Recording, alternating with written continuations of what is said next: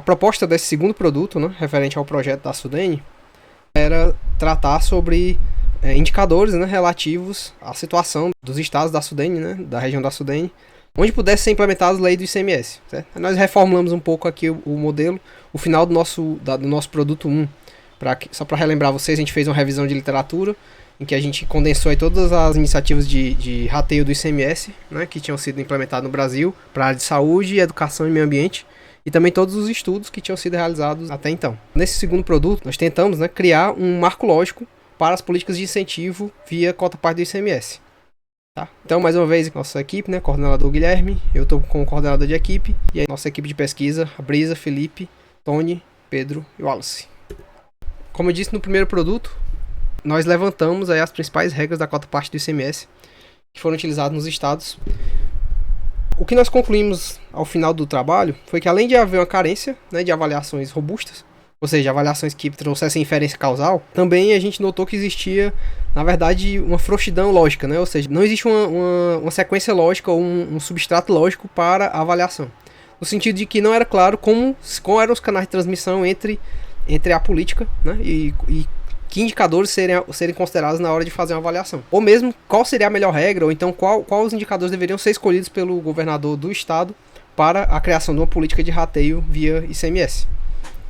Então esse trabalho ele vem de alguma forma tentar preencher essa lacuna, né? Pelo menos é uma tentativa nesse sentido. Então o nosso objetivo vai ser estabelecer uma estrutura lógica para as políticas de incentivo à educação, saúde e meio ambiente, que são realizadas por meio da transferência da cota parte do ICMS aos municípios. Essa estrutura lógica ela obedeceu a uma metodologia de avaliação ex ante, que ela é muito adotada nos projetos financiados pelo BID, pelo Banco Mundial, que é a matriz de marco lógico. Vou tentar desenvolver um pouco mais sobre a metodologia e a partir disso a gente vai entendendo os problemas que nós incorremos aí para poder chegar nessa estrutura lógica, certo? Então, qual é a ideia da matriz de marco lógico? Você parte do objetivo geral, ou seja, você tem a política, você tem um objetivo geral dessa política, você segrega esse objetivo geral em objetivos específicos, né? Esses objetivos, digamos assim, são mais palpáveis. Se eu pudesse falar em termos de linguagem de avaliação, seria como o objetivo geral seria o impacto, né? E os objetivos específicos seriam os resultados. De modo que cada objetivo específico desse eu consigo linkar com algum indicador. Então eu consigo saber se o objetivo foi atingido ou não, dependendo da minha avaliação com o respectivo indicador. E dessa forma eu posso traçar ações, essas ações vão afetar os indicadores que vão garantir o atingimento dos objetivos. Para poder garantir que cada ação tem uma relação com o indicador que eu estou tratando, eu preciso de fundamentação teórica, ou assumir alguma hipótese ou algum pressuposto, né? Ou seja, se determinada ação reduz a mortalidade infantil, então existe uma literatura dizendo isso, ou então eu tenho um pressuposto teórico que eu vou ter que assumir para que essa ação atinja o objetivo final. Qual o problema de implementar esse modelo para a política da cota parte do ICMS? Só relembrando aí para quem não assistiu a apresentação anterior, o rateio do ICMS dá da seguinte forma, né? O Estado distribui uma parte do recurso do ICMS aos municípios. E ele diz quais os critérios que ele vai usar para essa distribuição. E aí o que aconteceu? Os governadores adotaram regras, por exemplo, relacionadas ao meio ambiente, saúde e educação. Ou seja, o município que tivesse atingido determinados indicadores obteria um acesso maior a recursos. E assim você gerou toda uma estrutura de incentivos, né? Então essa estrutura que nós queremos encaixar no modelo de marco lógico. Só que aí surge o primeiro problema. Quando você vai olhar as leis de rateio, elas geralmente não têm um objetivo. Elas são a regulamentação de uma norma constitucional e elas se atêm a dizer, né, limpo e seco como é que vai ser essa distribuição. Quando muito. Algumas, né, dizem que os detalhes vão ser tratados depois em portarias, etc. De modo que não tem um documento formal, digamos assim, que você possa consultar e dizer, olha, o objetivo dessa política, que ela está distribuindo recursos conforme indicadores do meio ambiente, né? Como as políticas de ICMS ecológico, que são o caso mais comum no Brasil. Mas não tem nenhum lugar dizendo qual é o objetivo dessa política. E aí isso já começa o nosso primeiro problema, porque se nós não temos um objetivo geral, como é que a gente vai criar um objetivo específico, encontrar indicadores, e então aí você nota como é que começa a surgir o problema dessas avaliações. Porque dado que cada pesquisador está falando uma linguagem, no sentido que está avaliando sobre um prisma diferente, é difícil até mesmo comparar os resultados entre as avaliações. Então a gente vai ter que usar algum subterfúgio para tentar encontrar um objetivo para as políticas, digamos assim, para poder ter o ponto de partida. Então, continuando com a problemática, aí nós fomos lá pro campo do direito, né? Lá eles têm uma matéria que chama de hermenêutica, que nada mais é dizer o seguinte, olha, você não interpreta uma lei isolada. ela é parte de um sistema legal, e esse sistema legal ele não pode ser contraditório, ou seja, ele tem que ser harmônico, e existe uma gradação hierárquica, ou seja, as normas de hierarquia mais alta, elas prevalecem sobre as normas de hierarquia mais baixa. Então, qual é a conclusão que nós podemos fazer? Se eu encontrar uma norma que tem uma gradação hierárquica superior às leis de ICMS, e esteja correlacionado, claro, com os temas que tratam as leis, eu posso utilizar os objetivos trazidos nessa legislação para inferir os objetivos da lei do ICMS, certo? E foi isso que nós fizemos. Então, para delimitar os objetivos da lei do ICMS, nós fomos atrás de legislações federais, os planos nacionais de cada área, saúde, meio ambiente e educação, e em cada plano desse nós conseguimos extrair, digamos assim, os objetivos gerais e objetivos específicos das políticas. As políticas que foram utilizadas, ou as legislações que foram utilizadas, foi a Política Nacional do Meio Ambiente, o Plano Nacional de Educação e a regulamentação do SUS, né? São 3 leis federais que, digamos assim, traduzem a ideia do legislador, a ideia, pelo menos do ponto de vista federativo, né? Se você está pensando no Brasil como um todo, a intenção do legislador quando vai tratar das áreas de meio ambiente, saúde e educação. Então, nós conseguimos alguns insights lá dessas legislações que podemos imputar como sendo o objetivo de um governador quando ele cria uma lei que incentiva, né, indicadores relacionados ao meio ambiente, saúde e educação. Bem, aqui tem toda uma discussãozinha que a gente fez lá no texto, mas aqui tem o resumo do objetivo que nós chegamos na política, né, o objetivo geral e os específicos. Então, nós estamos dizendo que as leis de ICMS que distribuem recursos com base em critérios ambientais, elas teriam como objetivo geral, e aqui nós tiramos esse objetivo geral lá da Política Nacional de Meio Ambiente, preservação, melhoria e recuperação da qualidade ambiental propícia à vida. E nós ainda fizemos algumas divisões, essa divisão se deu com base na própria legislação. Na legislação, geralmente, ela traz o objetivo, né, pelo menos as leis federais, quando é um plano nacional, assim como são esses que a gente trouxe, ela traz lá o objetivo da lei e traz os princípios. E esses princípios eles serviram para nós conseguirmos extrair os objetivos específicos. Então você tem agora, para cada área, saúde, educação e meio ambiente, um objetivo geral e os objetivos específicos. E aí, então, cada objetivo específico desse, nós conseguimos linkar com um indicador. Note que, claro, tem certa arbitrariedade nessa escolha, certo? Contudo, dado que as políticas em si não possuem um objetivo claro, né, nós tivemos que usar essa interpretação. Tudo bem, agora que nós temos o objetivo específico, nós podemos passar para o segundo passo lá da construção do marco lógico.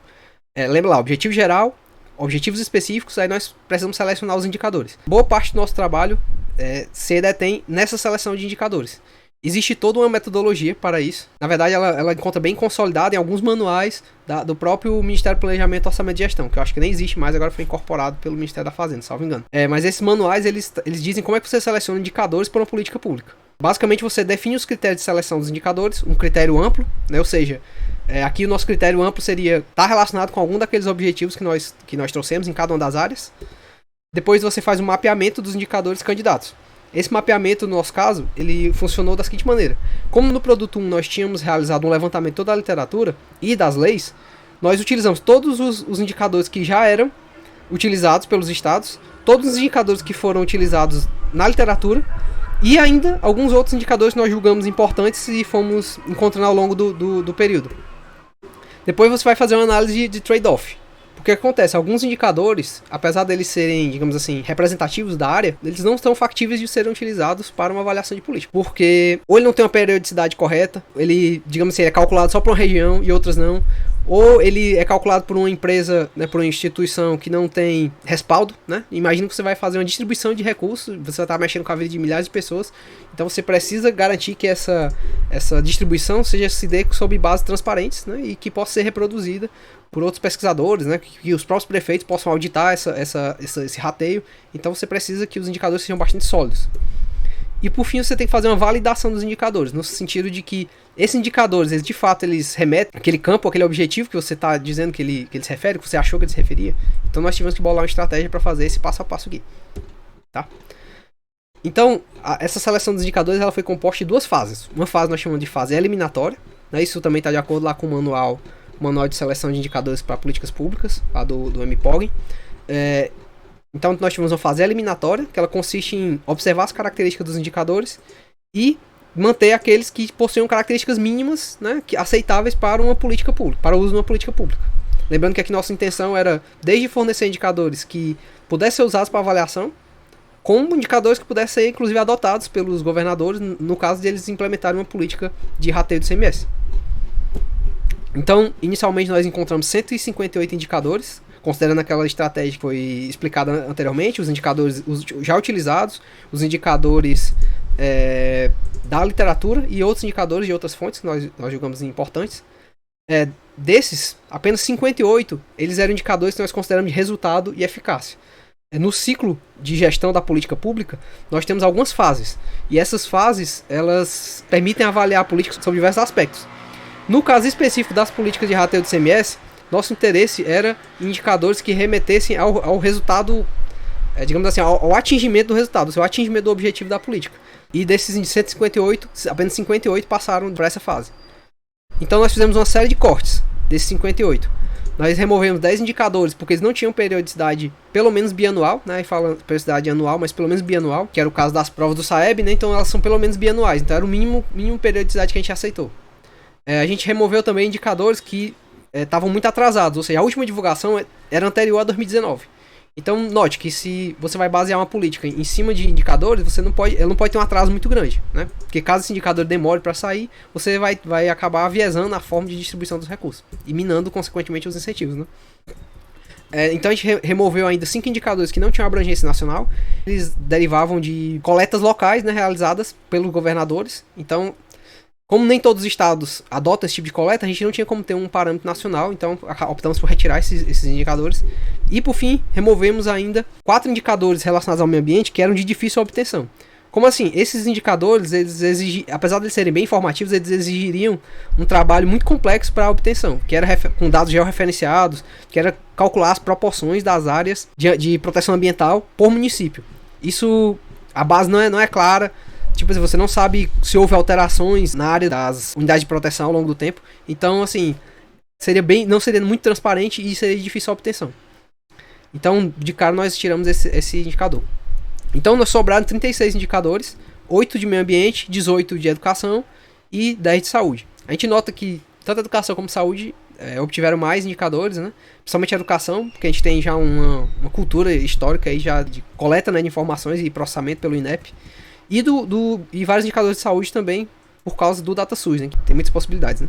Já o meio ambiente não é tão robusto, a base assim. Então esses foram os indicadores, né, os 36 indicadores, só pegando aqui aleatoriamente. Sei lá, por exemplo, se existia coleta seletiva, o gasto com educação por aluno, o gasto per capita, o percentual da população atendida com esgoto. Essa questão do esgoto também foi um ponto de discussão, porque algumas leis elas tratam essa questão da coleta e tratamento de esgoto como sendo questões ambientais e outras como questões de saúde. Então nós optamos pela seguinte divisão. Quando se tratar de coleta, né, ou seja, de atendimento à população, nós estamos falando de saúde. Já quando se fala do tratamento do esgoto, então nós estamos falando de meio ambiente. Então fizemos essa divisão, né? Até remover o lixo, digamos assim, o resíduo sólido, isso seria uma política de saúde, enquanto o tratamento desse lixo, desse resíduo, seria considerado então uma política de meio ambiente. Então essa foi a divisão que nós optamos, certo? Mas é claro que essas coisas elas estão intimamente relacionadas.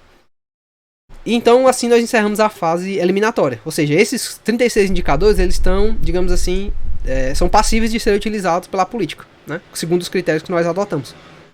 Agora a segunda fase é a fase classificatória, ou seja, nós temos que encontrar uma maneira de dar uma nota, digamos assim, para esse indicador e de modo que a gente consiga ordenar do melhor indicador para o pior indicador. Basicamente isso, certo? Então esse é o nosso mote aqui. Então o que foi que nós fizemos? Nós adotamos uma estratégia que ela é bastante comum, na verdade ela é uma estratégia puramente de machine learning, né? O que acontece? Nós tínhamos um pool de indicadores, né, de 36 indicadores, conforme aquela divisão por área. Nós precisávamos, digamos, dar uma medida de confiabilidade para cada indicador desse. O primeiro passo dessa análise classificatória foi realizar a análise fatorial. A análise fatorial ela permitiu eu diminuir de, por exemplo, 18 indicadores de educação para 2. Isso no caso da educação. E na saúde é a mesma coisa e meio ambiente é a mesma coisa. Por que foi feita essa análise fatorial? Porque você tem primeiro uma padronização dos resultados. Ou seja, eu consigo agora, com base nesse indicador uniformizado, né, eu consigo fazer uma clusterização, ou seja, uma análise de cluster.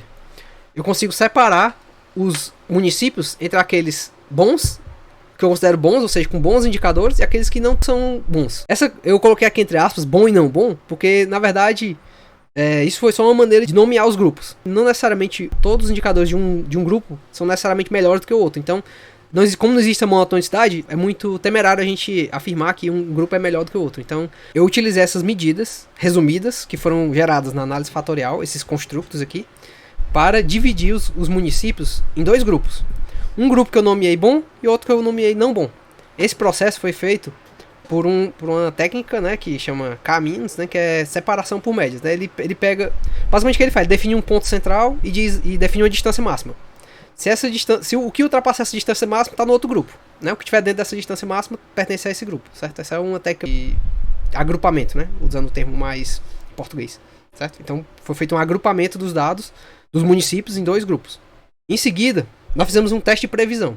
Para isso, nós fizemos um procedimento que é comum no Machine Learning, que é a cross-validation, né? A cross-validação, ou validação cruzada. Que é o quê? Dividimos a amostra em dois pedaços. Uma amostra de treino e a outra de teste.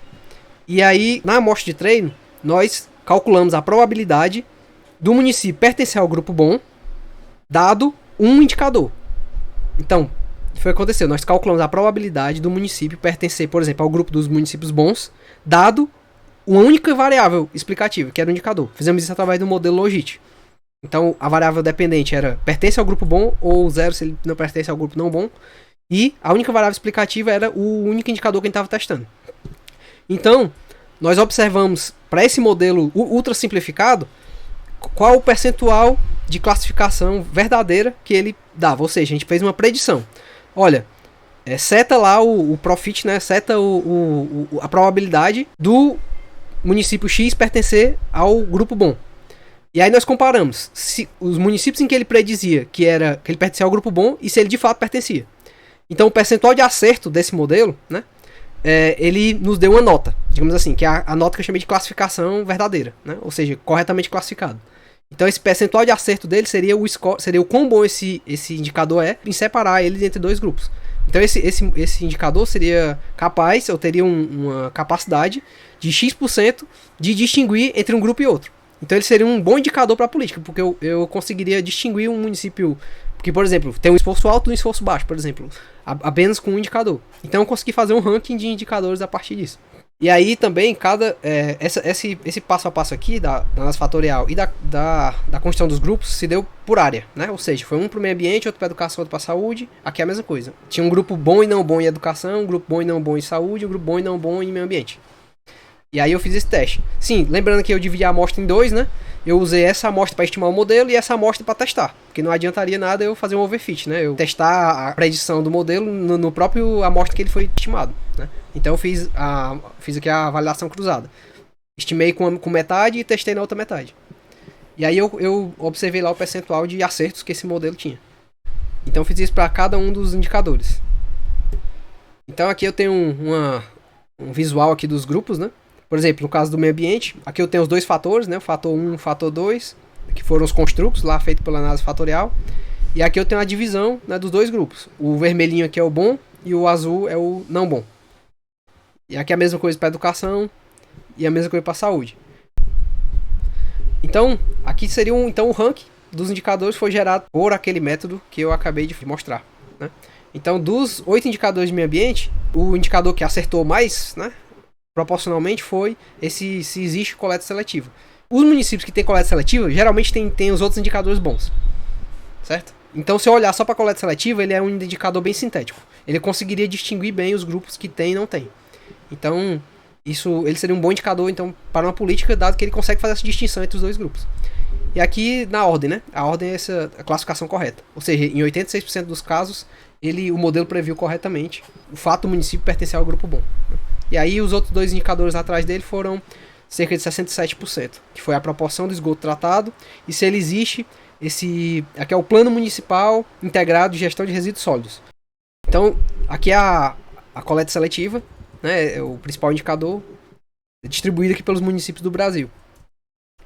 Aí você já vem o meu maior problema, né, que é a quantidade de missing. Tudo que está em cinza é porque não tem informação. O que está em amarelinho é que tem que tem coleta seletiva, e o que tem azulzinho é o que não tem coleta seletiva. Então você nota que é um fenômeno altamente regionalizado, né? Você pega aqui basicamente Paraná, São Paulo e um pedaço aqui de Minas, a Minas mais rica, né? Rio de Janeiro, etc. Então É um fenômeno assim que a imensa maioria do Brasil não possui ainda essa coleta seletiva. Aqui seria então o ranking para a educação. A primeira variável é a taxa de atendimento na pré-escola. Ela teve um poder de distinção aqui de 69,63%. Ela refere-se às matrículas divididas pelos nascidos vivos. Então, assim, é um indicador que foi criado aqui já no âmbito do projeto. Para nossa surpresa, né, ele foi o que apresentou a melhor classificação correta.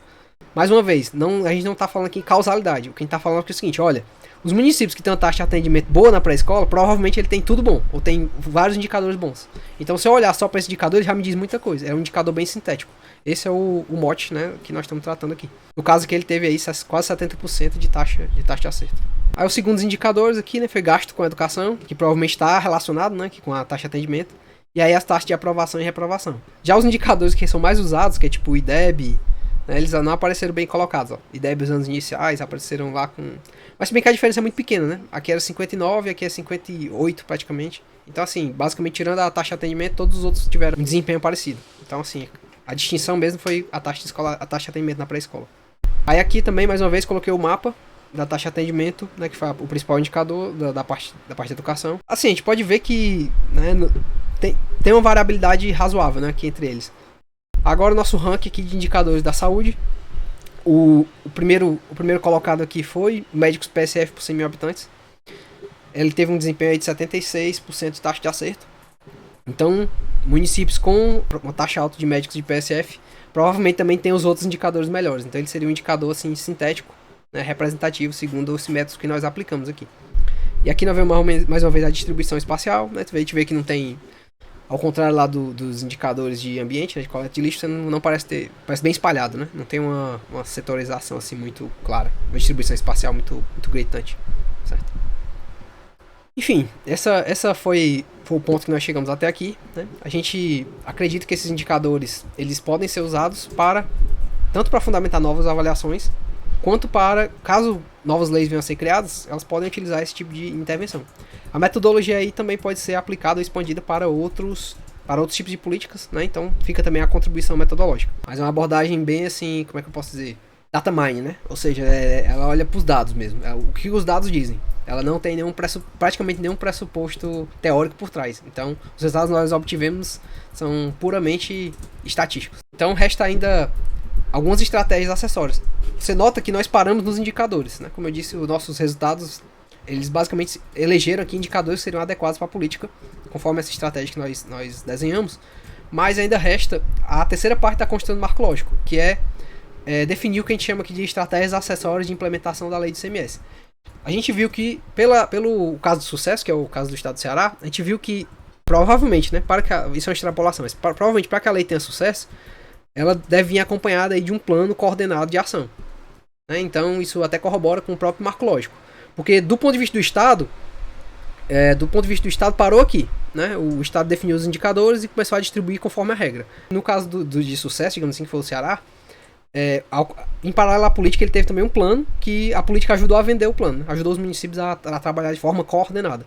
Então a gente acredita que, digamos assim, trazer para dentro do marco lógico essa questão do plano, né?